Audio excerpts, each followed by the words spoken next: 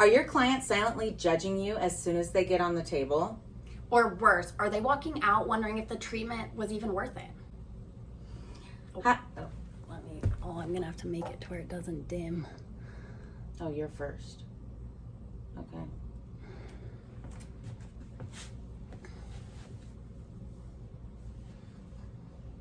See, now I see what you're saying. Is it the way in the back? Mm-hmm. It's like it brightens it out. Hold on, let me see what I can. Are your clients silently judging you as soon as they get on the table? Or worse, are they walking out wondering if your treatment was even worth it? Let's be honest, building client confidence has nothing to do with your fancy machines. Or how many skincare brands you have. What really matters is how you make them feel before you even touch their skin. Hey, if you're new here, I'm Chelsea. I'm a licensed esthetician and educator. And I'm Jennifer. I'm a licensed esthetician, educator, and founder of Citrus and Willow Skin Clinic. You guys, we really make these videos to help you feel more confident in the treatment room, book more clients, and just stay loving what we do. In this video, we are showing you guys how to build client trust and confidence from the time that they come into your space to the time that they rebook their next appointment. We're gonna break down how to use your voice, your body language, your consultation style, even your silence, to pretty much say, I got this, without ever saying, I got this. And stay to the end because we're gonna show you some sneaky mistakes that even seasoned estheticians can make. Clients don't care about your glycolic acid chemical peel. Clients really come to you to feel safe. They want to know that they're heard and that you got this. They really don't just want to be another number, another sale, another face on your table. They're not here to be impressed. They're here to be seen and cared for. So let's break down what our key tips are to actually build that confidence step by step in your treatment room. Your client's confidence in you really starts before they even walk in the door. Yep, don't just send them a lazy see you at 3 text before their appointment. You know, something a little more in detail, saying hi and using their name and saying, I will see you Thursday at 3 p.m. We're all set for your glow facial. Please let me know if you have any other questions or any concerns. So let's start from the beginning. Your client's about to come in and we need to talk about your space. Let's start there. Your space really speaks before you do. Whether your trolley's messy, you have really weird lighting, really weird music, all of these little factors really chip away at what your client's first impressions are of you. Exactly. You want to think about it as a whole vibe, like see the big picture and make sure you are focusing on definite cleanliness and organization. Yeah, just like Jed said, really calm, clean, really intentional. When your clients first come in the door, the first thing to really think about is don't over talk. It really screams insecurity. It really does. You want to portray yourself as confident, stand tall, and confidence says it in your body language, in your face, in your posture, how you react to the client. It's important to be confident. They are there for you to take care of them. Yeah, and really remember staying calm. That energy that you have, it really projects into your client. Let's pause on that for a second. Actually, one of the best ways to connect with a client is using their name, saying it right away, naturally, comfortably, right in a sentence, right when you meet them. One of the best tips that I've gotten about remembering names is to repeat their name to them.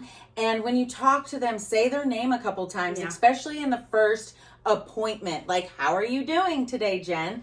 And you will solidify that name in your head. Yeah, and really sprinkling it into your conversations, asking, how's your skin feeling, Jen? Is it tight today? It really helps you with using it multiple times to never forget.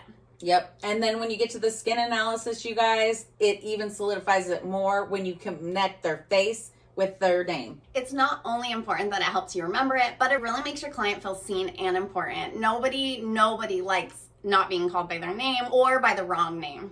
So as we know, we all take notes on our clients. It's very important that we know what treatments we're doing on our clients.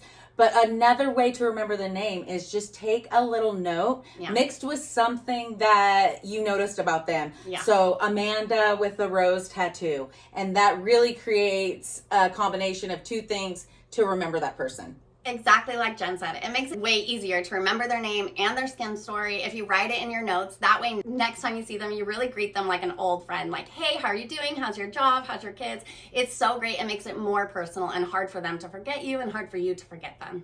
I really make a lot of notes in there, not just about their name, but their preferences, things that they like, maybe something that they've done that they really were excited about talking to you about. And it really does help you remember, but also gives you that feeling that the client is special. Really, remembering their name is just a tiny, tiny detail, but it's a moment that they don't forget. So definitely something to remember, these few special tips. That way you really use them and put them into practice as you meet your clients, and they really become more ingrained in your memory bank.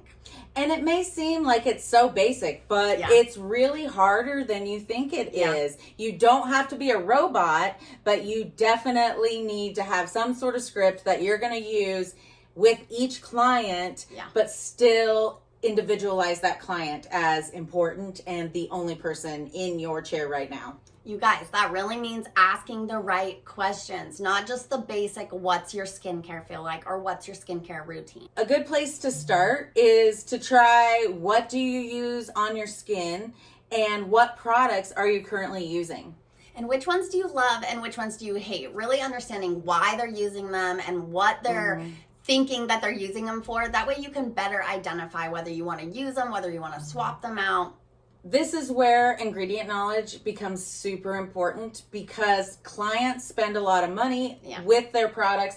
They do not usually want to jump right into a whole product line. So being able to mix and match and really taking your notes, reviewing that product and making sure it's safe, then it's a great way to also remember that client in particular. And really tailor your treatments to what they're using in their home care and make your results so much better. To make a client feel even more comfortable, you really want to mirror their language. So if they say they're dry, tight, flaky, don't say, because you're dehydrated. Just say, oh, you're dry, tight, and flaky. Let's find a way to fix that problem. Yeah, exactly. Saying tight skin is the worst. Let's get you in the treatment room and let's take care of that today. Really, when clients feel understood, they feel safe. And when they feel safe, guys, they trust you. This is one of the big core values of how you kind of build confidence in your clients. And this is the part where first impression matters. First impression in this industry matters because they want someone to help them, teach them. One of the biggest things I like to teach my students is about the power of touch. Yes. If you guys are nervous, shaky, rushed, the clients really sense that. So just take a deep breath and take your time. Yeah, shaky, rough hands. This really translates into your clients. It makes them feel like you're second guessing themselves, like you're rushing them. Really, your energy of how your touch is really translates into the client. It does, and I always tell my students, firm hands, firm hands. You don't want to hurt them, but you do want to have firm, smooth, and easy strokes for your clients. Even when you're cleansing, this is not just for massage techniques. This is even in your basic facial, when you're toning, when you're cleansing, that really soft, firm touch, more like a strong paintbrush rather than like soft kind of dabbling. It really makes a difference in your client's facial. And I do feel like if you add certain things like cleansing their neck and décolleté, even though we're focusing up here, they recognize that, because not everyone does that, and it's not that much more on your ROI to use a little bit for the neck and chest. No, I mean, it really feels like they're getting a little massage. I mean, I round around to the back as well. I think really talking them through is also one of the biggest things. Telling clients you're going to feel a small tingle. I'm applying an enzyme that's gently going to break down some of that dull skin cells. That way they know what to expect, as well as not over explaining it, but giving them enough guidance so they're not jolted by what's going on. Always, this is a basic, go in with a light touch to let them know you're coming back in so that they're not jumping off the table. And tell them what you're doing throughout the process without over explaining. The energy in the room, let's talk about that. It is in the control of your hands as the esthetician. So if you get a curveball or if something happens that makes you panic, you need to take a deep breath and not panic yourself and make the client panic. You really want to handle it like an adult and do not freak out. Exactly. Don't go, oh no, that's not supposed to happen. This is really one of the biggest mistakes, keeping it nice and calm. And say things like, okay, if it's burning, we'll remove that for you. Maybe they are an inexperienced client, but you're calm, cool, and collected. Yeah, and explaining that maybe it's reacting quickly, so that way you'll take it off and you'll take a pivot. This really helps keep the client calm, especially if it's a curveball. Don't fake it. Sometimes we understand that the statement, fake it till you make it, this is really where confidence comes in by stating, oh, let me check on the ingredients and circle back to you right after the treatment. This really will help give your client confidence. It's okay not to be a know-it-all. Confidence is not about knowing everything. We are all learning, but it is about staying calm. How you react to the situation, it matters. Exactly. The ending of your facial matters. You know what really seals the deal? How you wrap it all up and send them off your table. Absolutely. Hand them a mirror. Show them what magic you've created, whether it's dewy skin, if it's a lash lift, a brow lift, any of those things. You want to show them to your client, not only so they're aware of what it looks like when they leave, but also how great it is. And you really want to be very complimentary. Yeah, celebrate it. Say, look at your skin. Look how glowing it is. Look at your lashes. Really give them that hype and celebrate that moment with them. Then give them clear and concise aftercare instructions. Even if it's a basic facial, you really want to tell them ultra gentle cleanser for the next 48 to 72 hours and moisturizer, no actives. Yeah, really focusing on that SPF and offering them products. If you want to keep this glow going, I can definitely set aside a serum or possibly a cleanser from this treatment. That way you can look at them and put them in your routine, but no pressure. Another great thing is before you book them, give them information on the products if they decide not to buy them, because then they are researching for themselves and they're gaining confidence in the products that you're recommending to them. And it matters in that treatment room. Again, it's my favorite saying. It's like going to the dentist and not brushing your teeth in between. So you want to be able to explain that to the client without being pushy. And you guys, really when it comes to rebooking, pretty much being a direct offer. Let's rebook in 4 weeks. Does that usually work with your schedule? I can set you for a 10 a.m. on June 27th, or would you like to push further than that? Really giving them those direct options, less time for them to kind of weasel out of it. Not in the sense of weasel out of it, but it's very direct, very concise. You know exactly when you want to see them again, and really giving them a chance to just say, yes, that sounds great. Explaining also why they need to come in that amount of time. If you're not familiar with cell turnover rate, please get familiar. That's how I explain to my clients the importance of coming back at 4 weeks, 6 weeks. If they come back at 8 weeks, what happens? If they come back quarterly, it happens. And I never say it's bad. I'm grateful they're coming back, but I'm definitely explaining to them why I'm saying 4 weeks, 6 weeks, 8 weeks, and sometimes even 2 weeks if it's a corrective for hyperpigmentation or something.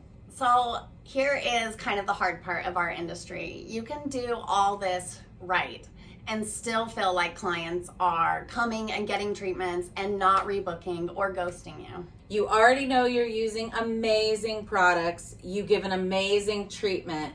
Don't let it affect your confidence. Just know that they are one person that ghosted you and you can find another to replace them. Price point matters also. Exactly. And it's definitely not your technique. It's probably a small confidence gap or just not the right blending of clients. There sometimes works like that. There's a client for everyone. There's a market for everyone. And sometimes it's niching down and finding your right client. I highly recommend the book, Book Yourself Solid. He talks about, in the first chapter, he talks about the red velvet rope policy. And I really took that to heart. And I love coming to work every single day. Most estheticians think that just being an expert's enough. It's really not. It is client relations. It is how you communicate with your client. Emotional leadership is really holding the room when your client's uncertain. I mean, we are their therapists. They are giving us their problems, whether it be with their skin or whether it be with the way that they're feeling about themselves. They're really venting to you and looking for you for guidance.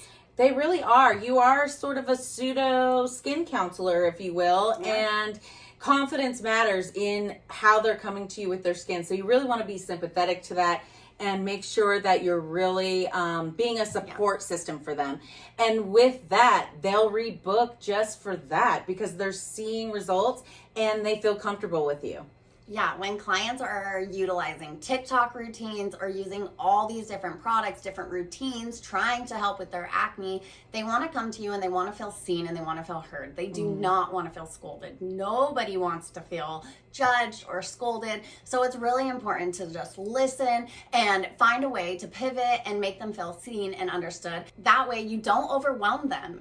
Simply saying, let's simplify this. I will build a plan that works for your skin, that meets your skin goals. I like to work with what the client already has at home because they've spent money on it. And if I don't think it's going to be detrimental to their skin, I like them to keep it and I'll add products here and there. But no matter how much of an expert you are, there will be those people who are still just going to not be happy. And that's okay. That's not your fault. And it's so exactly that. Sometimes we can't please everyone, but making them feel safe and not schooled is really the way that you want to lead. Yeah, definitely education, but not schooled. There's a total difference. I know that Jen has been in this industry for so long, and it's something that coming out of school, it takes so much. You definitely feel like faking it till you make it is the way to go, but I personally feel like you can't really fake confidence, but you can definitely build it. I don't think I will ever forget my first client. She came into me and she was in her 40s. She had never had professional skincare before and she felt overwhelmed. She had melasma and acne, and really I took the time to really listen to her. As a new esthetician, I was really focused on building her products, her routine, having her come in for treatments, and really proving to her that I was on the right path. I think the biggest moment is when I showed her before and afters, and I'm gonna put them in the video so you can see, because even as a new esty, I felt confident in what I was doing. I felt confident in the treatments I was giving her. My documentation was great, and she really looked at me and said, nobody has ever taken the time to show me and build the routine and walk me through and show me my documented results. And it really landed for me, because for her, it really wasn't, that was the best cleanser or that was the best treatment. It really was as a whole that I took the time to sit down, listen to her, help her with what she was focusing on, and show her that as slow over time, we ended up doing multiple treatments, but that you can make what's happening, that you can take control of your skin and kind of make what's happening a change. And it isn't just that I had great products and I had great treatments. It's really that I took the time to walk through her with it and really treat her like my first and only client. And I think it really landed with me moving forward. It's not really about how much you do. It's about how intentional you are and how intentional you are with everything that you do. And I feel like that is what builds confidence every single time. Let's recap, you guys. Yeah. What we talked about today, we talked about calm confidence, how to build that in the treatment room, your posture, your tone, how you act towards the client, the way that you react in a situation. It all matters. Make sure you're using calm, intentional touch. You're educating the client without using esty jargon. Make sure you're speaking their language, and always close the treatment with a solid, let's book you another appointment, and let's try this product to get you where you're going, or a treatment plan.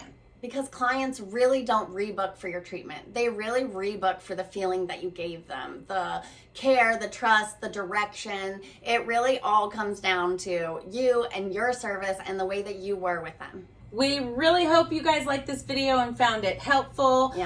Make sure you guys subscribe, press that like button. And if you guys want our free PDF downloads from this episode, go ahead and drop your email in the comments and you'll get our 2 PDF downloads that are attached with this video.